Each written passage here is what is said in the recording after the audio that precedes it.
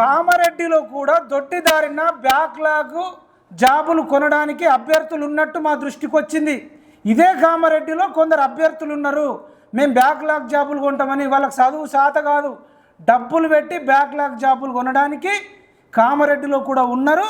ఇప్పటికైనా విరమించుకోకపోతే ఈ R&B guest హౌస్లో ఎందుకు ప్రెస్ మీట్ పెట్టినామంటే అభ్యర్థులకు హెచ్చరిస్తున్నాం గట్టిగా, మీరు బ్యాక్లాగ్ జాబులు కొనాలనుకునేటోళ్ళు కామారెడ్డిలో విరమించుకోండి. ఇప్పటికైనా విరమించుకోకపోతే మీ వివరాలను సేకరించి అక్రమంగా బ్యాక్లాగ్ పోస్టులు ఎక్కుతున్న అభ్యర్థులపై ఈ దారుణానికి కారకులైన ప్రభుత్వాధికారులు, మధ్యవర్తులు, అభ్యర్థులు ఎవరైతే ఉన్నారో వాళ్ళ డేటాను సేకరిస్తాం. ఈ డేటాను CS గారికి, చీఫ్ సెక్రటరీ గారికి, అదేవిధంగా సీఎం గారికి, సీఎం రేవంత్ రెడ్డి గారికి అందజేసి తొందరలోనే వీరిపై చర్యలు తీసుకునేలా ప్రభుత్వాన్ని ఒత్తిడి చేస్తాం.